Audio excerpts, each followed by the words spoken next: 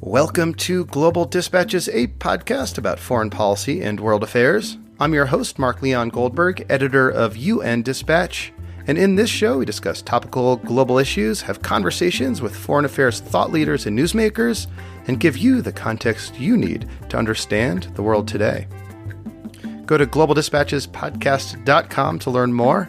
And now on with the show. As was expected, Republicans have held on to control of the Senate, while Democrats have won a solid majority in the House of Representatives. So what does this mean for foreign policy and global affairs? On the line with me to talk through some of the international implications of the U.S. midterm elections is Heather Hurlburt. She is the director of the New Models of Policy Change project at the New America Foundation and is a longtime player and analyst of U.S. foreign policy. And in this conversation, which was recorded a day after the midterms, we talk through some of the fallout from the elections as it pertains to foreign policy. This includes how the new leadership of key committees in the House and Senate may affect foreign policy decisions, and also what areas may exist for bipartisan cooperation on some foreign policy issues. In all, I think you'll find this conversation a very useful explanation of how the midterms will impact and affect the issues that you care about. If you're listening to this podcast, you're a foreign policy nerd, and this conversation is a good foreign policy nerd out about the midterm elections. So here is my conversation with Heather Hurlburt. So from an international perspective, I think the first really important thing to take away is that the flipping of the House really puts almost no limitations on the president when it comes to international affairs, and we should expect him to use even more of his executive power and executive discretion abroad to the extent that the flipping of the House does limit some of the things he can do at home. Mm-hmm. Yeah, that's a good point. You know, the powers of the presidency are extremely vast when it comes to foreign policy making. Is there anything sort of specifically you think he might be more or less empowered to do now, though, after the House has been flipped? Well, one thing that I think some people were tempted to see only as a political gambit, but that I expect will continue, is increased attention and sort of belligerent rhetoric toward Latin America in general and Venezuela in particular. Vice President Pence gave a speech in Miami. Gosh, was it only last week? It feels longer ago. Really sort of continuing to push out this kind of we are fighting in Latin America against the terrible threat of socialism line, which is a little bit surreal when what we're actually facing is regime incompetence, leading to a really enormous humanitarian catastrophe in Venezuela. Similar incompetence combined with demand-side pressures from the U.S. leading to security and humanitarian problems in Central America, which lead to the refugee and migration problems that the is now dealing with. So in all of those areas, I think the president is going to do more, both because he can and because I think he will feel that the rhetoric around the threat from abroad helped him bring out his core voters and hold on to some of those Senate seats last night. So I would expect really a doubling down on the anti-refugee rhetoric and anti-refugee actions as well. And there's really not much that sort of a Democrat-controlled House can do to blunt sort of actual anti-refugee actions, such as lifting that that presidentially imposed cap on the number of refugee resettlement that's permitted in the U.S. Right? Correct. The one power Congress has, which the current Congress had actually used quite skillfully on international aid and development issues, is the power of the purse. And I think rather more than many of us had expected in 2016, the current Congress did push back on efforts to slash various parts of the State Department and USAID budget. And, ironically, one of the things that happened last night is that a lot of moderate Republicans who had been champions of foreign assistance either lost or retired. So I think we'll be able to get budget pushback on the House side. Will we have the champions in the Senate to partner with that, frankly, we had in the previous Senate is an open question. So this is a good segue, I think, to talk about Bob Corker leaving as chair of the Senate Foreign Relations Committee. No matter who or what happened in the Senate last night, the Senate Foreign Relations Committee was going to look a lot different next year as it did this year, because Corker from Tennessee retired. He was, I think, someone who was able to push back against the president on some of these budgetary issues, was helping to, I think, blunt some of the worst impulses of the president when it came to slashing development and diplomacy spending. And sort of a chairman, I'd say it's probably cut from the the mold of like a Richard Lugar, like sort of like a pragmatic kind of conservative foreign policy maker. But he's gone, and chances are he'll be replaced by James Risch of Idaho, who does not have that sort of pedigree. Do you sort of have any priors on Jim Risch of Idaho? He is not someone that's like widely known, I think. No, he's not. He has my one prior, funnily enough, is that I believe I've been at the Halifax Security Forum with him several times. So I have to go back and check that to be totally sure. This is the November meeting in Halifax, Canada, every year. That's sort of a security wonk gathering. Yes, it's Canada's answer to Davos, only with lobster. Mm-hmm.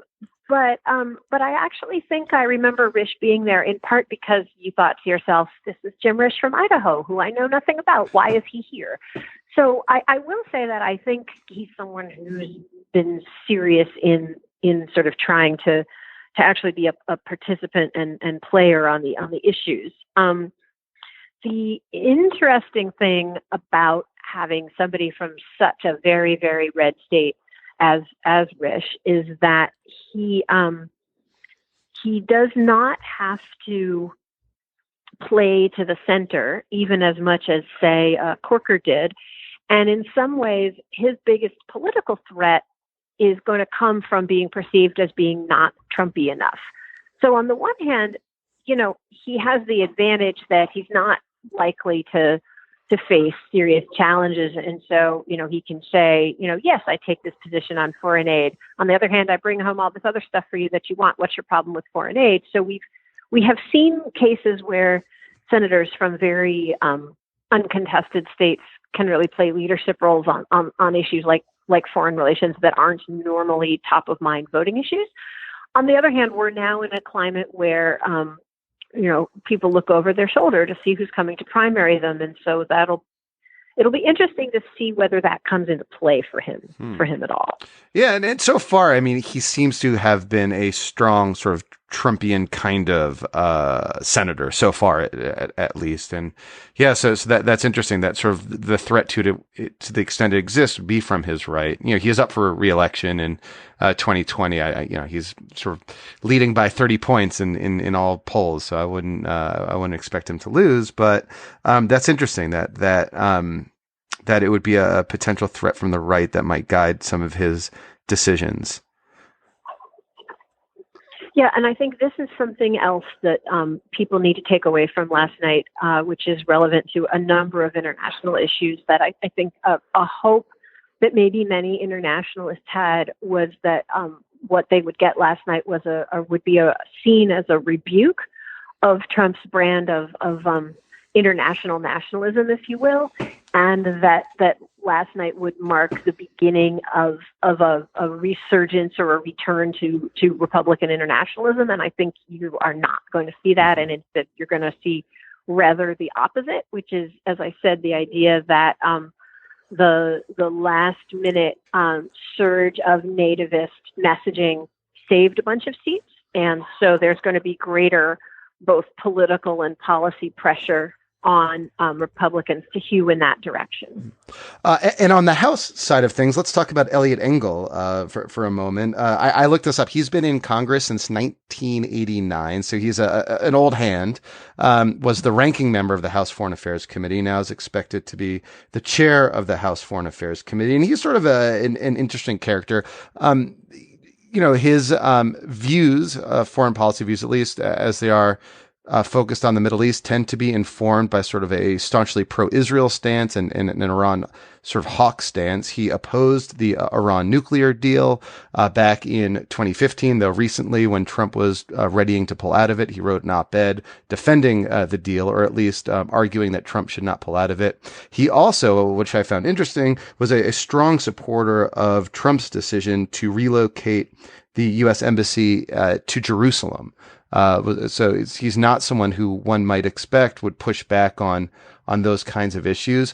What's your, I guess, overall take on Eliot Engel as chair of the House Foreign Affairs Committee?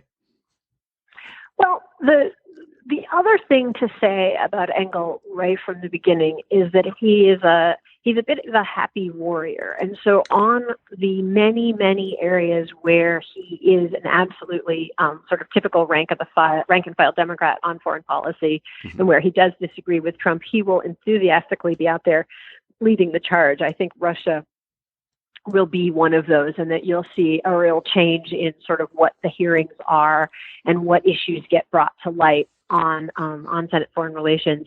And I think you'll see an enthusiastic championing of the State Department of diplomacy of the development agenda under his chairmanship. And then I also think that the comparison to Senators Menendez and Cardin, on the Senate side, it has also been the case that the Cardin, who held the chair while Menendez was on trial, and then Menendez when he came back, are both to the right of the center of the Democratic Party, if you will, on Middle East policy.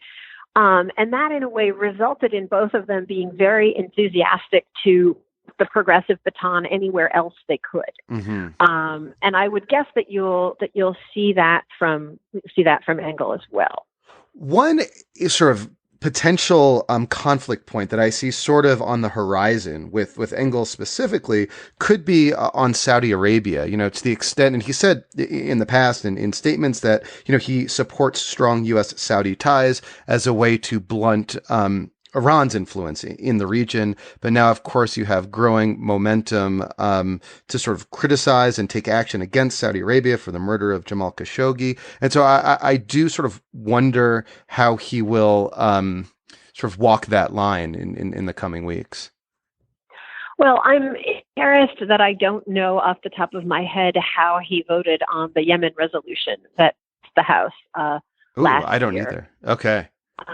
But we should. Are we able to look that up and dub it in here? Yeah, let's do it. Here. I'll lay it. Engel, Yemen. Engel's statement on Engel. Yeah, and the September 26th, he said, "I support the resolution introduced today and co-sponsor the measure with Representative Connor and Smith." So there you go. So I think that's a great example of the pragmatism that I think you're going to see him display. Let's see, this year. I'm just trying to think if there's anything else I need to say so that you can edit this nicely. But no, I mean, Engel, he's a smart, he's been around since 1989. He's a smart politician. He understands that the party is moving. He also, I think, as many do, understands that the war in Yemen or the carnage in Yemen is completely indefensible.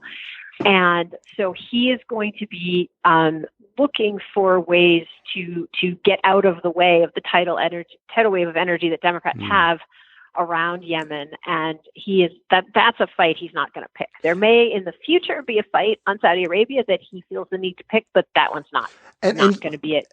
And Yemen, at least to me, seems like a good opportunity for bipartisan cooperation on this foreign policy issue. It is a bipartisan issue in the Senate. Some of the strongest voices, even before the Khashoggi murder, to contain Saudi actions in Yemen were Republicans. I know, like Todd Young, for example, a Republican from Indiana, has sort of been on the case for a while and has partnered with Chris Murphy in Connecticut to put forward resolutions to try to tie U.S.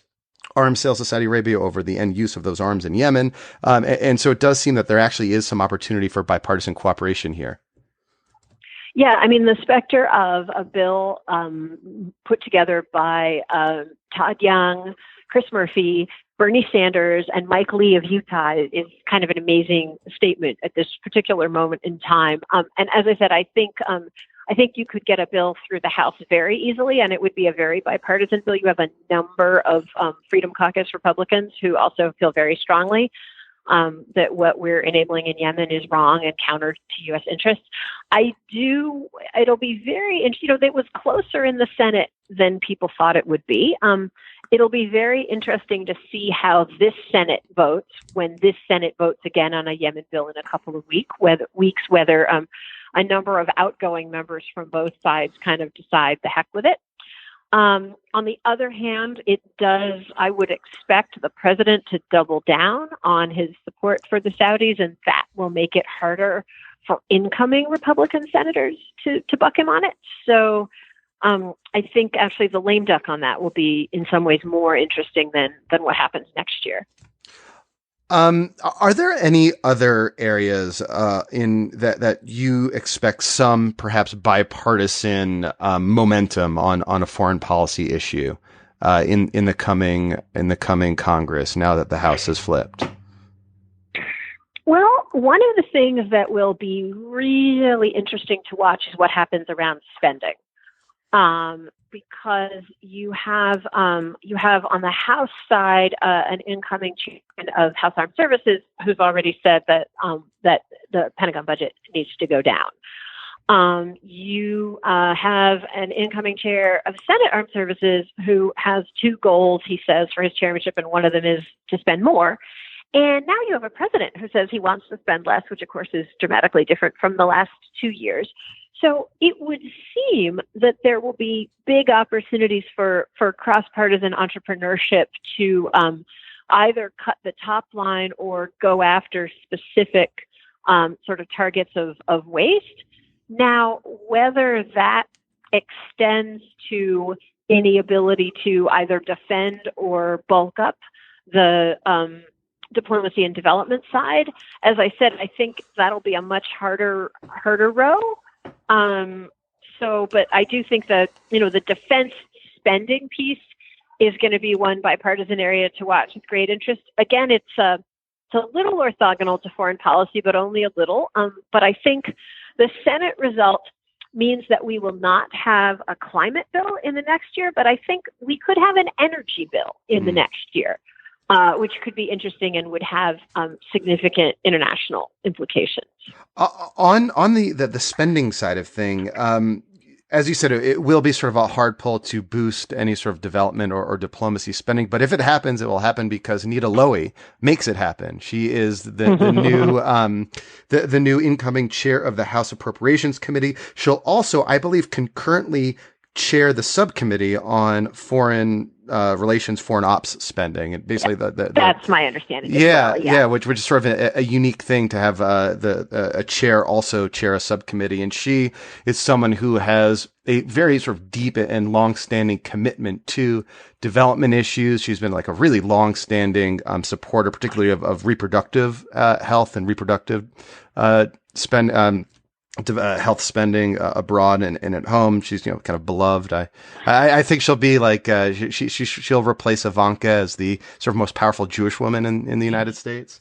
But it'll be interesting to see how she's able to sort of navigate that thicket. Another sort of New Yorker as well, and ascending to the ranks of leadership. Yeah, you raise actually a very interesting point on which is going to happen on all of these spending issues, which is, of course, the House passes a bill, the Senate passes a bill, and then they negotiate. And as we know, the usual way that you solve compromises, that you compromise on differences is that you throw money at them. So if I'm Lowy, I'm going to say, well, let's pass the budget that we want to pass, and then let's, make the Senate negotiate up. And that could produce some very interesting outcomes.